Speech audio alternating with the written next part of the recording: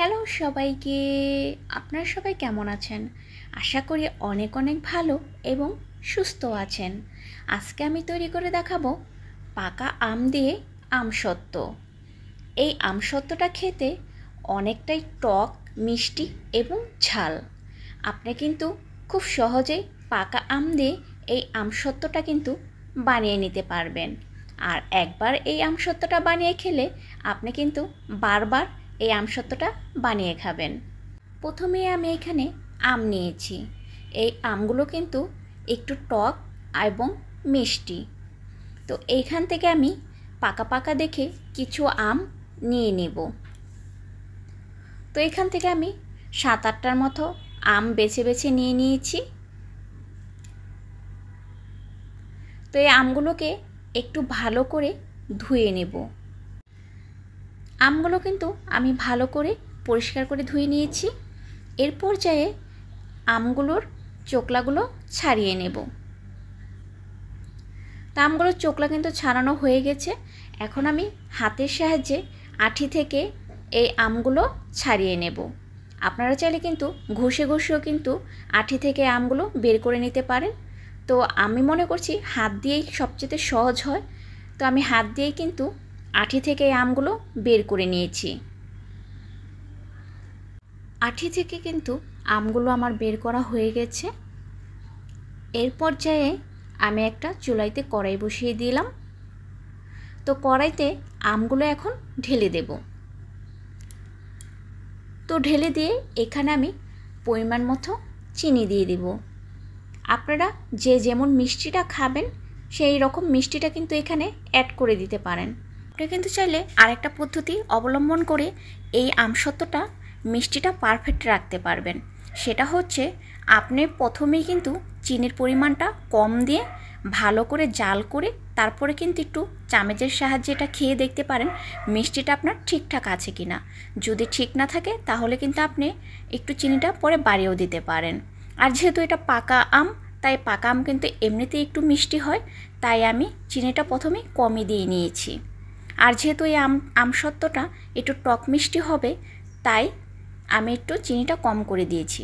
আর সাথে স্বাদ মতো লবণও দিয়ে দিয়েছি। দিয়ে ভালো করে এই আমটা জাল করে নেব। আর অবশ্যই কিন্তু জাল দেওয়ার সময় বারবার এরকম নেড়ে দিতে হবে, না হলে কিন্তু কড়াইতে একদমই লেগে পুড়ে যাবে। এই আমসত্ত্বটার মধ্যে কিন্তু একদমই জল অ্যাড করা যাবে না। চিনি দেওয়ার পরে যে এক্সট্রা জলটা বেরিয়ে এসেছে তা দিয়ে কিন্তু এই আমসত্ত্বটাকে ভালো করে একটু জাল করে নিতে হবে।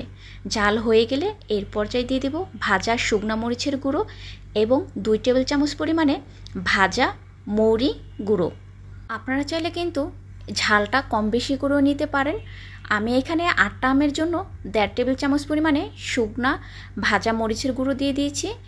আর 2 টেবিল চামচ পরিমাণে মৌরি গুঁড়ো দিয়েছি ভাজা।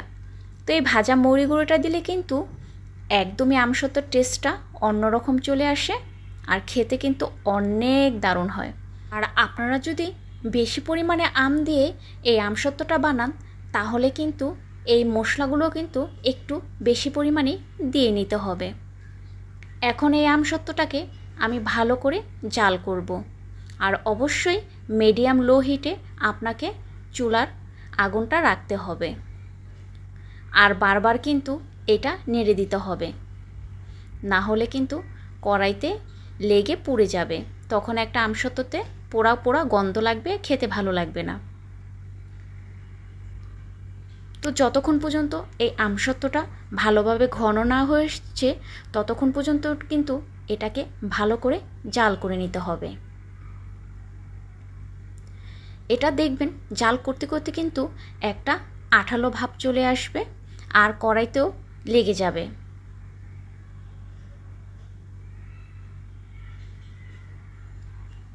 তো আমি প্রায় অনেকক্ষণ সময় নিয়ে এটাকে জাল করে নিয়েছি। আর দেখেই বুঝতে পারছেন এটা কিন্তু কালারটা অনেকটাই চেঞ্জ হয়ে গেছে এবং শুকিয়ে কমে গেছে।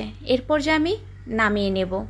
তো নামানোর আগে আমি একটা স্টিলের থাল নিয়ে নিয়েছি আর থালটাতে সামান্য পরিমাণে সর্ষের তেল দিয়ে ভালো করে মেখে নিয়েছি। এখন গরম আমসত্ত্বগুলো এইখানে ঢেলে দেব।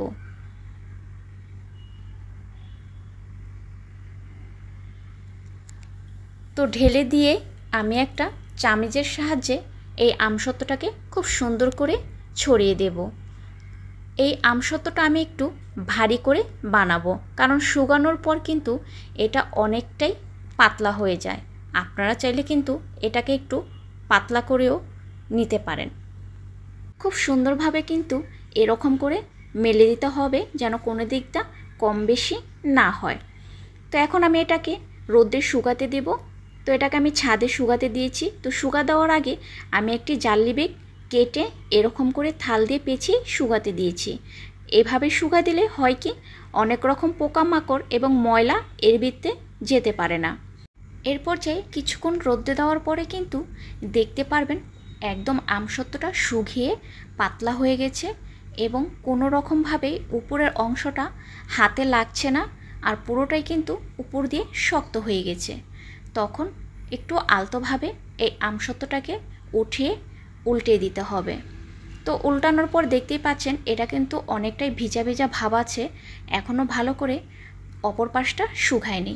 তো এরকম উল্টে দিয়ে আবারও জালি ব্যাগ দিয়ে ঢেকে আমি কিছুক্ষণের জন্য রোদ্রে শুকাতে দেব। তো এটা আমাকে রোদ্রে শুকানোর জন্য প্রায় একদিনের মতো সময় লেগেছিল। আমি সকালে বানিয়ে দিয়েছিলাম, আর বিকালের মধ্যেই এই আমসত্ত্বটা কিন্তু আমার একদম শুকিয়ে খাওয়ার জন্য রেডি হয়ে গেছে। তো এখন দেখতেই পাচ্ছেন আমার কিন্তু এ পাশ আর ও পাশ আমসত্ত্বটা কিন্তু পুরোটাই খুব সুন্দরভাবে শুকিয়ে গেছে।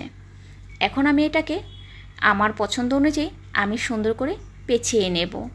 তো আপনারা চাইলে কিন্তু এটাকে ছোট ছোট টুকরো করেও নিতে পারেন। আমি আমার পছন্দ মতো এটাকে পেঁচিয়ে নিচ্ছি। পেঁচিয়ে নিয়ে দুপাশে যে অংশটা আছে এটাকে আমি সুন্দর করে চাকুর সাহায্যে কেটে নেব। কেটে নিয়ে আমি সুন্দর করে এটাকে পরিবেশন করছি।